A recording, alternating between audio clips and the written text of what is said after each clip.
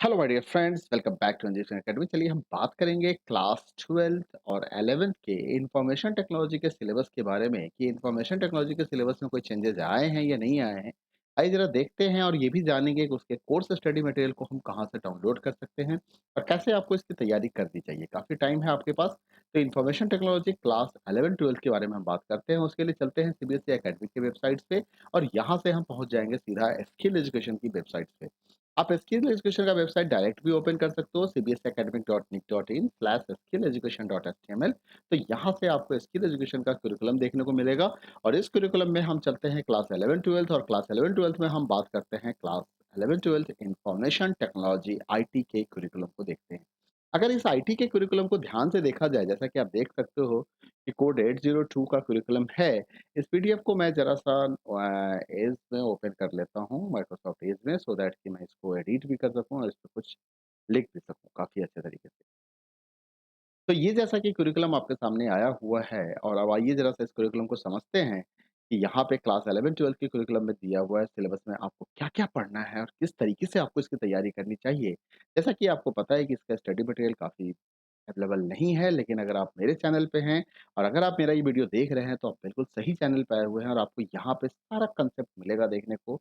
मैंने complete syllabus discuss कर रखा है, तो इस बार मैं क्लास 11th का भी सिलेबस डिस्कस करूँगा और क्लास 12th का तो मैंने ऑलरेडी किया हुआ है।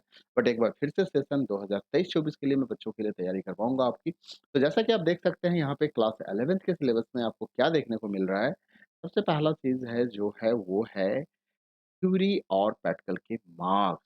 टोटल एग्जाम 100 नंबर्स के होंगे, जिसमें थ्योरी आपके 60 मार्क्स के होंगे और प्रैक्टिकल आपके 40 मार्क्स के होंगे।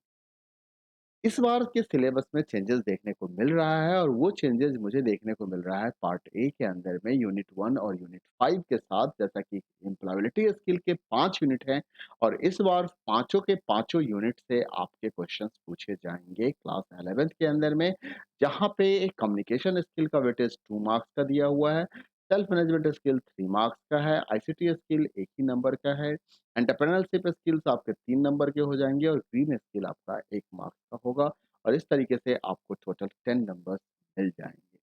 इसके बाद अगर हम बात करें पार्ट बी की बात करें, तो पार्ट बी में आपको यूनिट 1 के अंदर में कंप्यूटर ऑर्गेनाइजेशन पढ़ना है, जो 5 नंबर का क्वेश्चंस होंगे। क सेकंड यूनिट नेटवर्किंग या इंटरनेट पढ़ना है, जिसमें 10 नंबर के क्वेश्चन पूछे जाएँगे। ऑफिस ऑटोमेशन टूल्स के अंदर में 10 नंबर के क्वेश्चंस आते हैं। यूनिट 3, यूनिट 4 हमारा आरडीबीएमएस है, जहाँ से 10 नंबर के क्वेश्चंस आएँगे और यूनिट 5 फंडामेंटल ऑफ जावा है, जहाँ से 15 नंबर के क्वेश्चन आएँगे। और मैं आपको स्पेशली रिक्वेस्ट करूँगा कि इस 2 यूनिट की तैयारी आप अच्छे से करना, क्योंकि यही 2 यूनिट क्लास 12th में भी कैरी फॉरवर्ड होते हैं और इसके कांसेप्ट से रिलेटेड क्वेश्चंस आपको वहाँ भी पूछे जाते हैं। इसके बाद प्रैक्टिकल्स की बात करें, तो प्रैक्टिकल के लिए ऑफिस ऑटोमेशन से 15 नंबर के क्वेश्चंस और जावा प्रोग्राम 10 नंबर का क्वेश्चन, माइस्क्ल कमांड्स 5 नंबर के क्वेश्चन पूछे जाएँगे और इस तरह से टोटल 30 मार्क्स के क्वेश्चन हो जाएँगे। प्रोजेक्ट रिपोर्ट के अंदर में आपको एक प्रैक्टिकल फाइल बनाना होगा 5 नंबर का और एक वाइवा आपको कंडक्ट होंगे जो 5 नंबर का, तो ये 10 नंबर यहाँ से निकल के आएगा। तो 30, 10, 40 नंबर के क्वेश्चंस यहाँ से हो गए और 60 नंबर का 50, 10, 60 नंबर का क्वेश्चन यहाँ से हो गया और इस तरीके से आपका ये क्लास 11th का सिलेबस कंप्लीट हो जाएगा। अगर आप डिटेल में चलते हैं, तो डिटेल में देखने के लिए आप आइए ज़रा-सा देखते हैं कि भाई कंप्यूटर ऑर्गेनाइजेशंस में आपको क्या-क्या पढ़ना होगा। कंप्यूटर ऑर्गेनाइजेशंस की अगर हम बात करें यूनिट 1 के अंदर में, तो understand the fundamentals of computer और उसके प्रैक्टिसेस के बारे में जानना होगा। उसके बाद आपको कंपोनेंट्स ऑफ कंप्यूटर के बारे में जानना होगा, जहाँ पे इनपुट आउटपुट डिवाइस के बारे में आपको समझना है। उसके बाद अंडरस्टैंड ऑपरेटिंग सिस्टम्स के बारे में आपको जानना है, फिर ट्रबल शूटिंग करना है कंप्यूटर सिस्टम्स के बारे में। उसके बाद आपको इम्पोर्टेंस ऑफ यूटिलिटीज़ सॉफ्टवेयर के बारे में जानना है कि डिस्क क्लीनअप क्या होता है, डिस्क मैनेजमेंट क्या होता है, रिसाइकिल बिन को हम कैसे क्लीन करते हैं, इसके बारे में हम जानेंगे। इसके बाद आ जाते हैं हम यूनिट 2 नेटवर्किंग और इसके इंटरनेट के ऊपर, तो यहाँ पे कंप्यूटर नेटवर्किंग के बारे में आपको बताया जाएगा, जिसके अंदर में काफ़ी सारे कंसेप्ट्स कवर होंगे, transmission media, telephone network, working devices, network topology के बारे में बात होगी, introductions to use of the internet के बारे में आपको बताया जाएगा, टर्मिनोलॉजीज़ के बारे में डिस्कस किए जाएँगे, इंटरनेट डिवाइसेज़ के बारे में, डाटा ट्रांसफर रेट प्रोटोकॉल्स के बारे में भी डिस्कस किया जाएगा यहाँ पे। उसके बाद है understand the cyber crime and need of the cyber security के बारे में भी आपको बताया जाएगा कि नेटवर्क सेफ्टी कांसेप्ट्स क्या हैं, नेटवर्क सिक्योरिटी मेजर्स क्या होते हैं, साइबर क्राइम क्या होता है, साइबर सेफ्टी हमें क्या-क्या फॉलो करने हैं।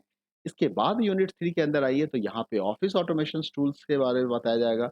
यहाँ पे आपको वर्ड प्रोसेसर्स के बारे में पढ़ना है, स्प्रेडशीट्स के बारे में पढ़ना है और आपको पढ़ना है यहाँ पे पावर पॉइंट के बारे में। यूनिट 4 जहाँ पे आरडीबीएमएस की बात की जा रही है, यहाँ पे रिलेशनल डेटाबेस मैनेजमेंट सिस्टम्स के कंसेप्ट को समझना होगा आपको कि डेटाबेस क्या होते हैं, रिलेशनल डेटा मॉडल क्या होते हैं, इसके कीज़ क्या होते हैं। उसके बाद मायसीक्वल्स आपको पढ़ना है, मायसीक्वल्स के अंदर में इंट्रोडक्शंस दिया हुआ है, क्लासिफिकेशन दिया हुआ है, डेटा टाइप्स है, डेटाबेस क्रिएट करना है, टेबल क्रिएट करना है, स्ट्रक्चर व्यू करना, कांस्टेंट ऐड करना, स्ट्रक्चर मॉडिफाई करना, टेबल्स को देखना, स्ट्रक्चर्स को डिलीट करना। इसके बाद आपके पास डीएमएल कमांड्स भी आपको यहाँ पे देखने को मिलेंगे, जहाँ पे rows to a table add करना है, कंटेंट ऑफ द टेबल को देखना है, सेलेक्टेड डेटा को depend on the specific conditions और data in order, delete contents को भी यहाँ पे देखना है। तो ये सारे कमांड्स यहाँ पे आपको माइस्क्ल के ये सारे कमांड्स आपको यहाँ पे चेक करने हैं and this commands you are going to use at this position. तो ये काफ़ी इंपॉर्टेंट कमांड्स है, क्लास 12 के लिए काफ़ी इंपॉर्टेंट हो जाता है। उसके बाद अगर हम unit 5 fundamentals of Java programming की बात करें, तो यहाँ पे आपको नेटबिन्स आईडी के बारे में बताया जाएगा। फिर आप जावा प्रोग्रामिंग नेटबिन्स आईडी की जब आप बात करेंगे तो यहाँ पे अलग-अलग कंपोनेंट्स के बारे में जानेंगे। उसके प्रॉपर्टीज़ को हम कैसे चेंज करते हैं ये भी समझेंगे हम उसके बारे में। उसके बाद ऑब्जेक्ट ओरिएंटेड प्रोग्रामिंग के कांसेप्ट्स को यहाँ पे बताया जाएगा, नीड ऑफ ऑब्जेक्ट्स के बारे में बताया जाएगा, वेरिएबल्स का क्या यूज़ है ये भी हम समझेंगे, ऑपरेटर्स क्या होते हैं, कितने तरह के ऑपरेटर्स होते हैं, हम कंपोनेंट्स कैसे अटैच कोडिंग कैसे करेंगे ग्राफिकल कंपोनेंट्स के साथ, ठीक है? उसके बाद हम सिलेक्शन स्टेटमेंट्स के बारे में और स्विच के बारे में भी जानेंगे यहाँ पे। उसके इतना को टॉपिक आपका ये कवर हो जाएगा। तो एक तरह से आपका बेसिक यहाँ पे कंप्लीट हो जाता है अगर आप इसको प्रॉपर्ली स्टडी कर लेते हैं तो। अब आते हैं ज़रा-सा क्लास 12 की आईटी के सिलेबस को भी एक बार ऑब्ज़र्व करते हैं। क्लास 12 की आईटी के सिलेबस में आपको क्या-क्या देखने को मिलेगा। तो क्लास 12 की आईटी का सिलेबस भी आपका 100 नंबर का होगा जहाँ पे 60 थ्योरी और 40 प्रैक्टिकल के। इसका डिटेल मैं आपको अगले वीडियो में बताऊँगा। वीडियो पसंद आए तो लाइक करें, शेयर करें, चैनल सब्सक्राइब नहीं किया तो सब्सक्राइब करें। Thank you, bye bye.